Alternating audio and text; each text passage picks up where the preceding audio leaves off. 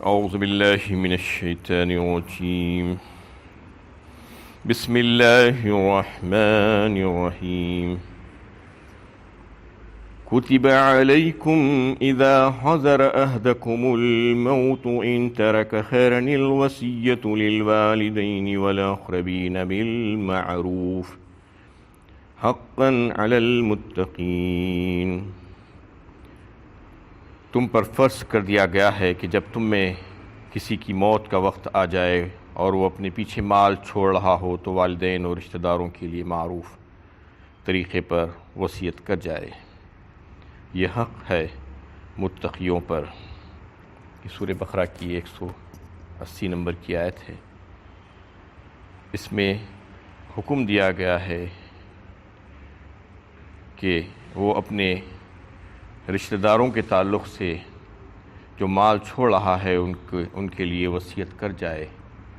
کہ کس کو کیا ملنا ہے. یہ حکم اس وقت نازل ہوا تھا جب وراثت کے قانون مقرر نہیں کیا گیا تھا اللہ کی طرف سے. اس لیے لوگوں سے یہ کہا گیا تھا کہ تم اپنے مال کے لیے وصیت کر جائیں اپنے ان رشتہ داروں کے لیے جس کے حق میں تم وہ دینا چاہتے ہو تو کس کو کتنا دینا ہے، تاکہ آئندہ کوئی لوگوں کو غلط فہمی نہ ہو اور لڑائی جھگڑا نہ ہو اور کسی کی حق تلفی نہ ہو. اور اس کو معروف طریقے سے تم مقرر کر دو کہا گیا. معروف جانے پہچانے طریقے کو کہا جاتا ہے اور اس طریقے کو کہا جاتا ہے جو انصاف پر مبنی ہو اور جسے عقل سلیم صحیح تصور کرے اور تسلیم کرے اور جس کا چلن سوسائٹی میں شرفا کے اندر عام ہو، اس کو معروف کہا جاتا ہے. معروف طریقے سے وصیت کر جانے کے لیے اللہ تعالیٰ نے اس میں ہدایت فرمائی تھی، لیکن جب سورہ نساء 4 پارے میں باضابطہ میراث کا قانون مقرر کر دیا گیا، اس کے تعلق سے ساری تفصیل آ گئی، تو پھر اس کے بعد یہ حکم منسوخ ہو گیا. للرجال نصیب مما ترک الوالدان والاقربون وللنساء نصیب مما ترک الوالدان والاقربون مما قل منہ او کثر نصیبا مفروضا. فرمایا سب سے پہلا حکم اس سلسلے کا، میراث کی تقسیم کے سلسلے میں جو قانون اللہ تعالیٰ نے بھیجا تھا، اس میں بتا دیا گیا کہ مردوں کے لیے بھی ہے للرجال نصیب، حصہ ان میں سے جو ان کے ماں باپ یا قرابت دار چھوڑ کر مرے ہیں. وللنساء نصیب مما ترک الوالدان والاقربون، اور عورتوں کے لیے بھی ہے اس میں سے حصہ جو ان کے ماں باپ اور قرابت دار چھوڑ کر مرے ہیں. مما قل منہ او کثر نصیبا مفروضا، اس میں سے چاہے وہ تھوڑا ہو یا بہت زیادہ ہو، یہ مقرر کردہ حصے ہیں اللہ تعالیٰ کی طرف سے. چونکہ اس سے پہلے تک یہ ہوتا تھا ایام جاہلیت میں کہ کسی شخص کے مرنے کے بعد اس کی میراث ساری کی ساری اس کے بیٹے کو دے دی جاتی تھی جو لڑنے کے قابل رہتا تھا، کیونکہ اس وقت جنگیں ہوتی رہتی تھی آپس میں، اور جو جنگ لڑنے کے اور مقابلہ کرنے کے قابل ہوتا تھا وہ پوری میراث سمیٹ لیتا تھا. اس طریقے سے بڑا لڑکا یا دوسرے لڑکے اس کو لے لیتے تھے اور لڑکیوں کے لیے کچھ بھی نہیں تھا میراث میں. لیکن اللہ تعالیٰ نے یہاں سے قانون بنا دیا کہ سب کو ملے گا. کتنا ملے گا اس کے تعلق سے آگے پورے رکوع میں سورہ نساء میں 4 پارے میں آیا ہے، یوصیکم اللہ فی اولادکم للذکر مثل حظ الانثیین. پورا ایک رکوع تفصیل کے ساتھ اللہ تعالیٰ نے جو ہے فرما دیا کہ یہ اللہ تعالیٰ وصیت کرتا ہے تم کو تمہاری اولادوں کے بارے میں. پھر پورے یعنی جو حساب کتاب سے جو دینا ہوگا میراث، اس کا قانون بتایا گیا اور اس کی ساری تفصیلات اللہ کے نبی صلی اللہ علیہ وسلم کے ارشادات کے ذریعے سے ہمیں ملتی ہے. کیونکہ قرآن جیسا کہ آپ کو معلوم ہے کہ قانون کی کتاب ہے، اس میں پورے فروعی مسائل اور جزوی مسائل نہیں مل سکتے. دیگر سارے مسائل اور تفصیلات اور تشریحات کو جو ہے قرآن کو سمجھنے کے لیے اللہ کے نبی صلی اللہ علیہ وسلم کے ارشادات کا جو ہے سہارا لینا ضروری ہے. اس کے بغیر اگر کوئی یہ سمجھتا ہے کہ میں ایسے ہی سمجھ لوں گا تو وہ سمجھ نہیں پائے گا، گمراہ ہو جائے گا. سب سے پہلی بات تو قرآن خود جو ہے تفسیر کرتا ہے ایک آیت دوسری آیت، یہ سب سے اعلیٰ ترین تفسیر ہوتی ہے. جیسا کہ مثال کے طور پر سورہ فاتحہ میں بندہ اللہ تعالیٰ سے صراط مستقیم مانگتا ہے، اہدنا الصراط المستقیم، صراط الذین انعمت علیہم کہہ کر کہ ان لوگوں کا راستہ آپ ہمیں دکھلا دیجئے، اس پر چلا دیجئے جو آپ کے انعام یافتہ لوگ تھے۔ تو اس کو جو ہے کون سے انعام یافتہ لوگ ہیں، قرآن خود بیان کرتا ہے سورہ نساء میں، وَمَن يُطِعِ اللَّهَ وَالرَّسُولَ فَأُولَٰئِكَ مَعَ الَّذِينَ أَنْعَمَ اللَّهُ عَلَيْهِم مِّنَ النَّبِيِّينَ وَالصِّدِّيقِينَ وَالشُّهَدَاءِ وَالصَّالِحِينَ وَحَسُنَ أُولَٰئِكَ رَفِيقًا، تفصیل کے ساتھ قرآن بیان کر دیا کہ جو تم مانگے تھے، جو آیت میں جو مطالبہ کیا گیا تھا اور جو سوال کیا گیا تھا، وہ سوال کا جواب یہاں پر ہے۔ تم اگر اللہ اور اس کے رسول کی اطاعت کرو گے تو پھر تمہارا ساتھ کس کے ساتھ ہوگا، جو انعام یافتہ لوگ ہیں اللہ تعالیٰ کے۔ یہاں پر بتا دیا اللہ تعالیٰ نے کہ یہ فلاں فلاں انعام یافتہ لوگ ہیں۔ سب سے پہلا درجہ،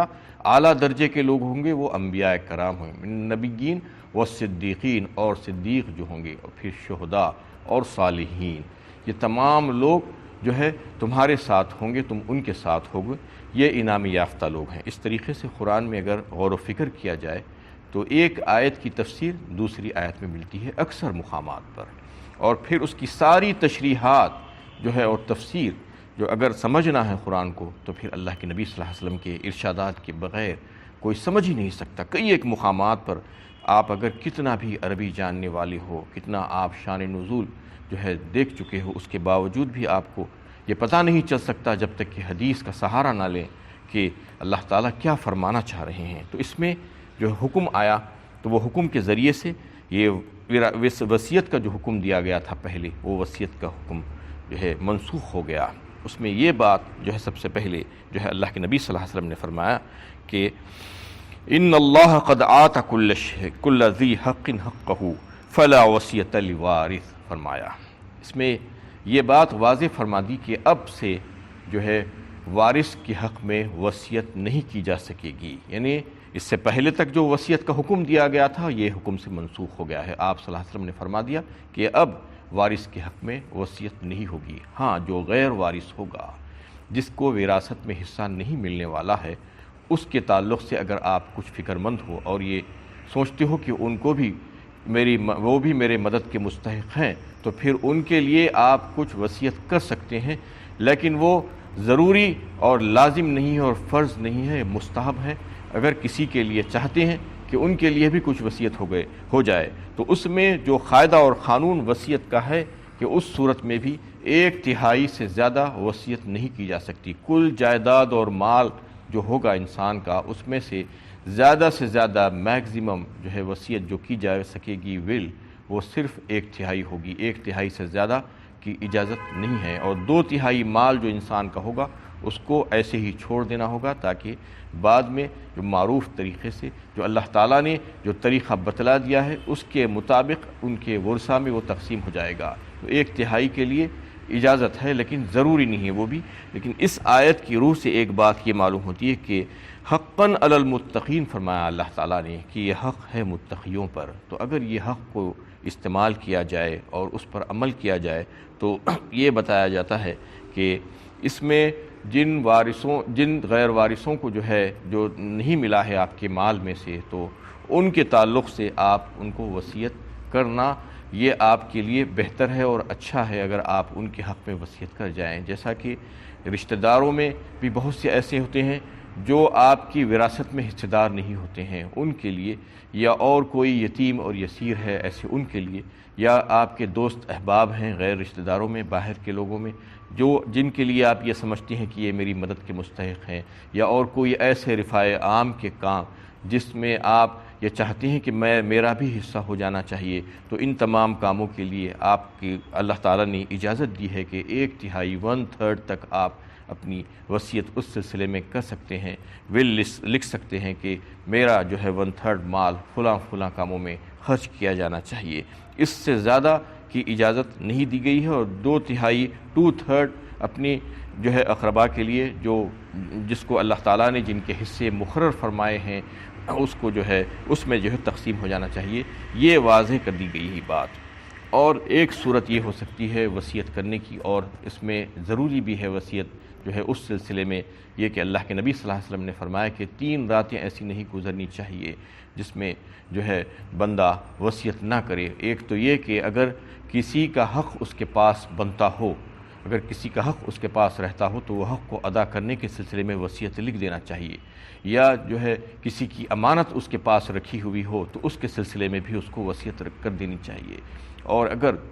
اس کا حق بھی کہیں پر رہتا ہو تو اس کے تعلق سے بھی جو ہے وہ وصیت میں وہ باتوں کو واضح کر دینا چاہیے۔ اور یہ وصیت جس کی اجازت دی گئی ہے 1/3 تک، اس سے ایک فائدہ سب سے بڑا یہ بھی ہو سکتا ہے کہ اس لیے جو ہے اس کو یہاں کہا گیا ہے کہ حق ہے یہ، تو جو سوالات اور جو اعتراضات اسلام پہ وراثت کے قانون کے متعلق کیے جاتے ہیں، اس سلسلے میں جب جو ہے نواسا نواسی یا پوترا پوتری جو ہوتے ہیں وہ ان کے والدین، ان کے نانا اور دادا کی زندگی میں ختم ہو جاتے ہیں، یعنی جو بچے ہیں ان کے نانا اور دادا کی زندگی میں ان کے والدین مر چکے ہیں، تو پھر ان کا وراثت میں حصہ نہیں ہوتا ہے، تو اس لیے یہ وصیت کے ذریعے سے ان کو حصہ مقرر کیا جا سکتا ہے، کیونکہ وراثت میں ان کو حصہ نہیں مل رہا ہے۔ اس لیے جو اعتراضات کیے جاتے ہیں کہ جن کے بچے مر چکے ہیں ان کے بچوں کو کچھ نہیں مل رہا ہے، اور جس کے بچے زندہ ہیں اور ان کو دیا جا رہا ہے، یہ اعتراضات اور یہ سوالات کے جوابات اس وصیت کے ذریعے سے پورے کیے جا سکتے ہیں، جس کا اختیار اور حق اللہ تعالیٰ نے ہر انسان کو دیا ہے کہ 1/3 تک آپ جس کے لیے ضروری سمجھے اس میں سے وصیت کر سکتے ہیں۔ تو وہ بچوں کے لیے جن کے والدین جو ہے اپنے نانا اور دادا کے زمانے میں ہی جو ہے فوت ہو چکے ہیں اور مر چکے ہیں، ان کے لیے بھی وصیت اس میں کی جا سکتی ہے۔